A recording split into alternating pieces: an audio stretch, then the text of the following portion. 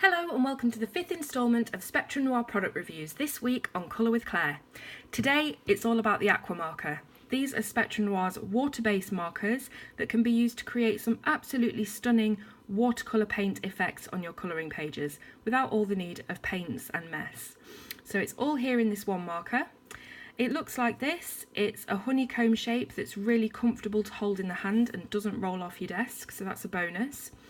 And on both ends we have the swatch of the colour inside and the name of the colour as well. So that's on both ends. It doesn't matter which way you have it in your pencil case or on your desk, you'll be able to see that both ways. And if you do keep them in the storage trays like I do, you'll be able to see at a glance what colour you want. So very, very practical in that way. Now I'll just show you all of the colours. There are actually 72 in the range, but I have the 48 original colours at the moment, and these are here. So they come in 4 packs of 12. We have the essentials, we have the primary, the nature and the floral. So with your essentials, again, it's with Spectrum Noir, the essential packs usually contain skin tones and earthy tones. The primaries are all your really vivid colours. The nature, again, some more earthy tones and nice bright blues for skies and sea. And in the floral we have these beautiful soft pinks and carmine and yellows that would look absolutely stunning when you're colouring anything with flowers. So that's the original 48 colours. As I say, there are now 72 in the entire set, so they come in 4 packs of 6. I'll be including all the info at the end of the review about all the different packs and prices. So let's get on with a bit of colouring, see what these can do. So I've picked out a few colours here. I've picked out Scarlet and Sunflower. So we have a nice, lovely, bright red and yellow. And I've also picked out Bud Green and Evergreen. So the Bud Green is a really nice, bright, luscious green. So what I'm going to do first of all is stamp an image out for us to colour. I have this flower that I used the other day in, I believe, the colour blend tutorial that I did.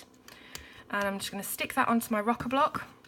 And if you've been watching the reviews, you'll know that because we're using water-based markers, we need to use an alcohol ink to stamp with so we don't get any kind of reaction. So this is the StazOn alcohol-based ink. Just going to stamp that all over here and get it nice and inked up.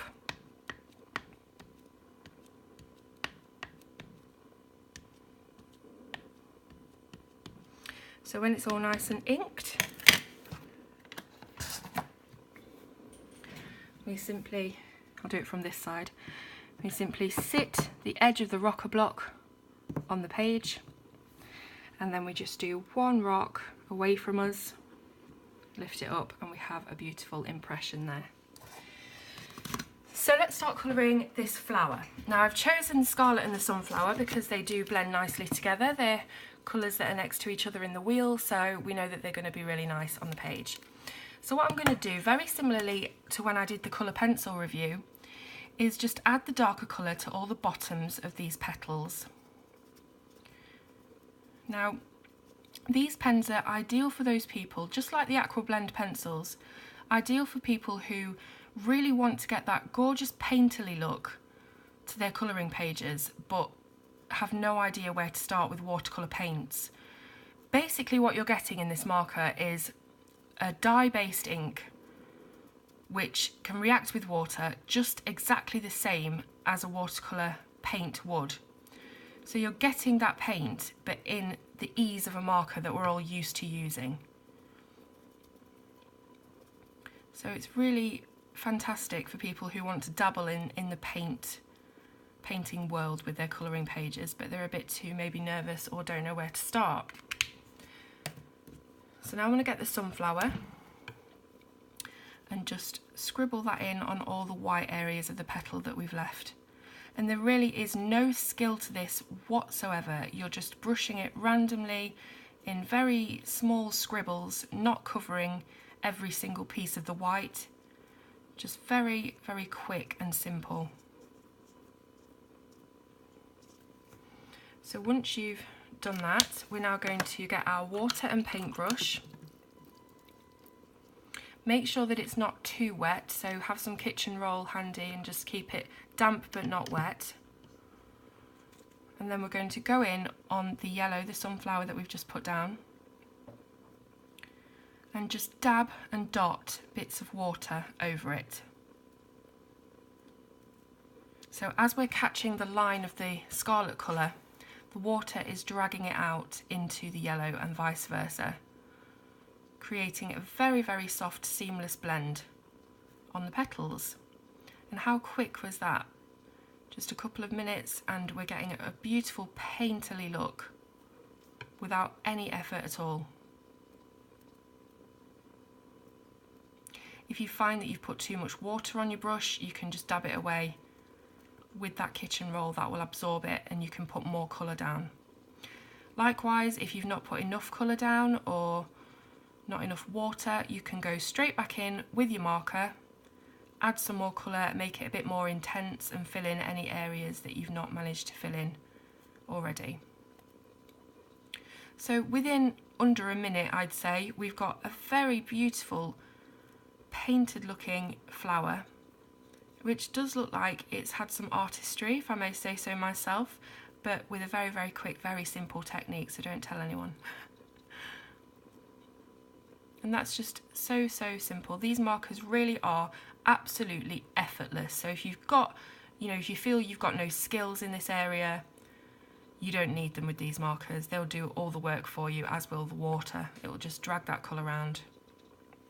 And there we go, absolutely beautiful, it's done.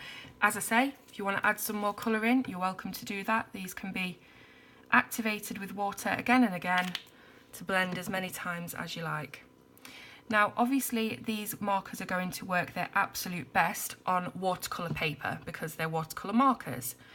So when you're using them on bog standard paper, you might find that they don't blend as well as they do on watercolour paper. And that's just simply because the paper's not made to take them. But a good solution for that is to use, I'll just show you, anything that's glossy, magazine cover, anything like that, and scribble your colour on first.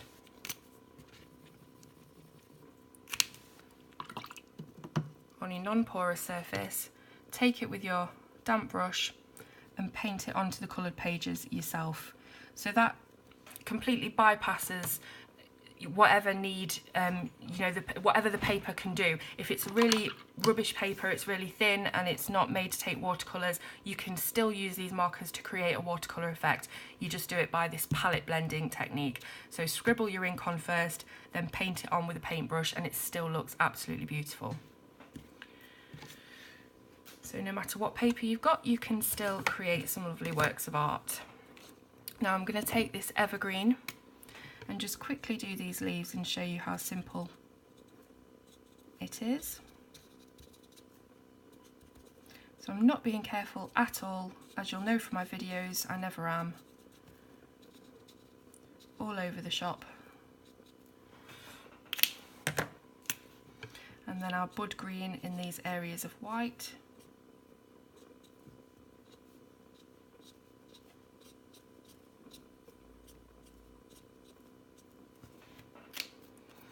And then we can use the very fine tip end just to colour in any smaller details that the brush is just too fat for. So it's being able to maintain the exact same shade of colour, but having the versatility to do it in a very fine area and a very wide area. That's what these markers are perfect for with their dual tips. So you might find in other pen sets that you've got to use the fine liners to get into fine areas, and then a totally different pen to get into larger areas. And this just cuts out the need for that and it keeps the colour consistent straight across the board. So as you can see, very, very simply just brushing over what I've put down. No techniques at all. The water is melting the ink and it's doing all the work for you, so very, very simple. I love products which make colouring easier because who wants to, feel like it's hard work? It's supposed to be a calming and enjoyable hobby. So any products that make that easier and also make your work look loads better than you probably might be able to do yourself, you know, with different alcohol markers and things like that. It's absolutely fantastic. So there we have a absolutely beautiful painted flower, painted with markers and water. And I'll move on to some more techniques. Okay, so the first technique I'm going to be showing you is how to make a watercolour type background on your images. So I'm going to be using 3 colours today. I've got the Kingfisher, the Orchid and the Rose Pink. And this is a very nice bright pink, a really deep rich purple and a nice sky blue. So they'll all go really well together. So do make sure that you pick colours that are going to blend and not react with each other to create muddy colours. Like a purple and orange would probably turn into brown and make it look really horribly muddy. So try to choose your colours wisely. Now what I'm doing here is I am laying down some of the ink on a glossy non-porous surface. This is just a CD cover, so you don't have to get technical or expensive with it. You can use a saucer or the cover of a glossy magazine, anything that's non-porous and very glossy, so it will keep the ink on the surface and not soak it in. So I've put down the purple, the pink and the blue, and I'm going to be doing the background on this owl. Now the first thing that you do is prime the paper with the water, and all that means is get yourself some water on the brush and then paint with the water exactly where you want your colour to go. So wherever you paint this water, the colour will not go any further than the water. It creates a barrier. So you can use a really nice thin tapered brush if you've got a particularly intricate or detailed illustration. All we're doing is laying the water down. It's quite handy to have an overhead light, or you know, you could use the torch on your phone just to check that you've got the water in the right place. With it being clear, you can't see very well. Don't worry if you do go into an area that you didn't want to be coloured, because you can use some kitchen roll just to neaten up that edge and the ink will not go any further than that. So once you've got your area nice and wet, we're going to pick up our colour. Let's start with this nice purple. It's a very rich, deep purple. And all we're going to do is just dot it on. And you'll see that the water does all the work for you. Now you can do this in any way, really random. If you don't like the position of where the colour is, you can just move it. But the great thing about the water is that it randomises it for you, so you're not doing linear purple and it looks just not organic enough, if you know what I mean. So the water will actually move it around for you. We'll then go in with our pink. We'll pick that up on the brush and again just lay it down. This will merge with the purple by itself. Oops. And you'll see that already we're starting to get this beautiful mottled and swirly effect. Now let's go in with this blue. I'm just going to go to all the white bits that we've got left. Get that blue in there.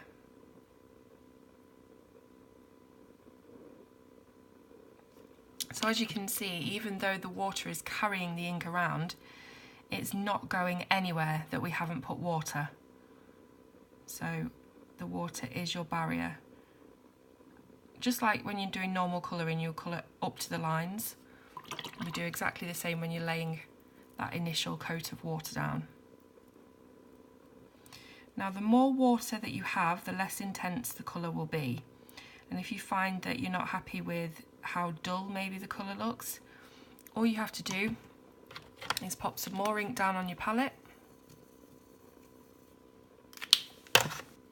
get your brush, pick it up, and you'll notice that it's a lot more intense because you're using more ink.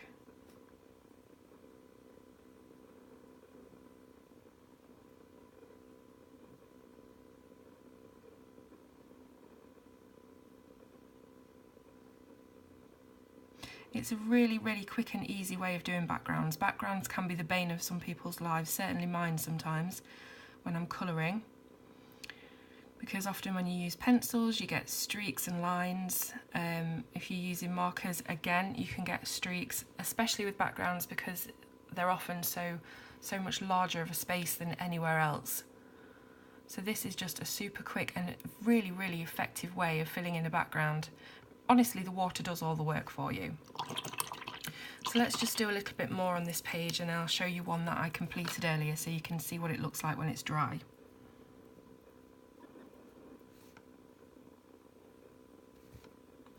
When I started putting the water down just then, you might have noticed that I caught the edge of this purple here and it has flowed into this already. And that's what happens, the water just takes it. So just be super careful where you're putting your water.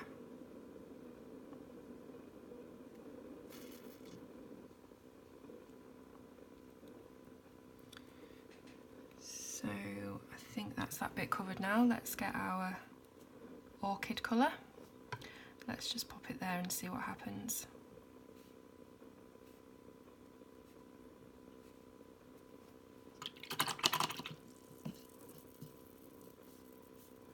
You might find that with the lighter colours like this blue, you will need a little bit more ink than you would with the orchid, because obviously the orchid is a very, very deep and vibrant colour, whereas this kingfisher blue is quite a light blue. But I do like that it doesn't overtake it, so the blue here you can see is it's just an impression of different colours in the galaxy or the night sky, rather than it all being block coloured. There's a lot of different tonal values, so you've got lilacs as well as the deep purple, and you've got the orangey pink, but then you've got some very subtle pinks in there as well.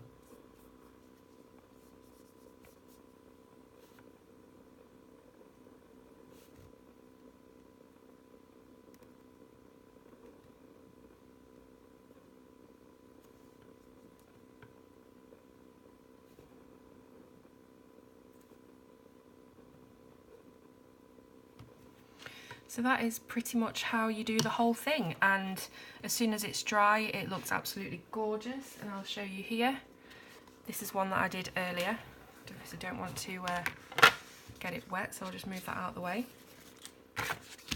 So here's the one that I did earlier, and when it's dry it's even better than it was when it's wet, to be honest, because the colour just looks so merged together and so seamless, but with all these different sort of crackles and, you know, strange jagged lines and things like that that would occur in a natural, you know, space scene or whatever.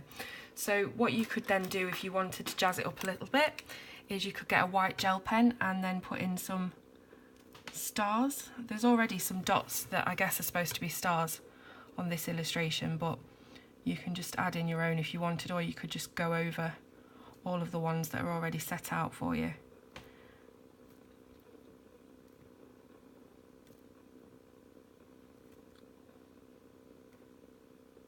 So when it comes to doing backgrounds like this where you're putting the water wash down first, I would recommend that you do that before you colour everything else. So usually backgrounds are the last thing that you do on a colouring page, but I would say with this technique do it first, because then you're not going to be ruining or going over anything that you've already coloured, you know, if you get the water over the line a little bit.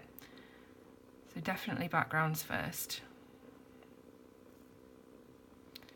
So as you can see, the little white dots just add a little bit of extra zing to the page, and as soon as these berries and birds are coloured, it's going to look even more, you know, of an amazing background. So that's that technique. So with this technique, we're going to be using our palette again, and I've scribbled some navy onto here. This is a really dark, deep colour, so we'll be able to see this effect a lot better than we would with a lighter colour. Going to take our wet brush, pick up all that colour, and just do a lovely wet watercolour wash.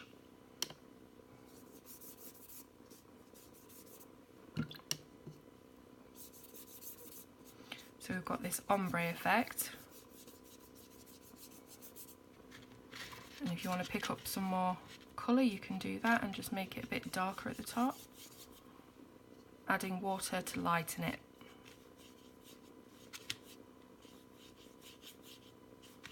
So now that we've got a really nice wet surface, we're going to get a very common household item. You've probably all got some in. We're going to get some salt. Now, this one here is quite coarse salt that I'm using, which is probably the best type to use. And I'm just going to sprinkle a few bits of salt over our wet swatch that we've just done. And if you just leave that to dry, you're going to see a very cool technique that is really effective for skies, backgrounds, pretty much anything actually. And it's all done with the salt soaking up the ink on the page, leaving a mottled, speckled, you might be able to see that already actually, mottled, speckled look, which is absolutely perfect for backgrounds with snowfall, for the sea, if you wanted to create sea foam, that kind of look. So the best thing to do with this is wait until it's completely dried and then come back and I'll show you what to do. Okay, so the one we did is completely dry now. This is the one up here, and while I was waiting for that to dry, I did another swatch of colour exactly the same as before and just dotted a few crystals around because this one was quite saturated with salt, so I just thought I'd do one with a few dots to show more of a snowfall effect than this one. Now what we're going to do is very lightly, and you can do this with your fingers or a brush or anything, very lightly just go over and brush off all of the salt crystals, because you don't want a colouring book full of salt. So once you've done that, you can really see how absolutely amazing this effect is. It's almost like icicles or you know, the car windscreen on a particularly frosty morning. It's just a beautiful effect that you could use in a number of different ways throughout colouring books. Now here I don't think this is quite dry yet, but you can already see around each individual crystal this effect sort of spreading out, where the salt is soaking up all the different, the ink and the water, leaving behind the page underneath, but with a very jagged, lovely organic line around it. I'm just going to try. You should really wait till it's absolutely dry, but I'm just going to take these off because I'm impatient. But you can see lovely snowfall effect. Okay, so price and availability now. These Aqua markers are readily available on Amazon UK and in the US, and of course you'll find them on Crafter's Companion, which is the home of Spectrum Noir. Now they come in 4 packs of 12 and 4 packs of 6, and they are all completely individual colours, so 72 pens altogether. None of the packs contain duplicates. So if you're wanting to collect the whole lot, you will need the 4 packs of 12 and the 4 packs of 6. Now the 12 packs are individually selling on Crafter's Companion at the moment for £22.99 each. The 6 packs are selling on Crafter's Companion for £12.99 each, and the prices vary on Amazon, so you might be able to shave off a few pounds and get a good deal with Amazon. All the links are going to be left in the description as usual. Really hope you've enjoyed looking at these Aqua markers, and if you've got any questions, let me know. Don't forget to subscribe to the channel, and I'll see you very shortly for another Spectrum Noir product review.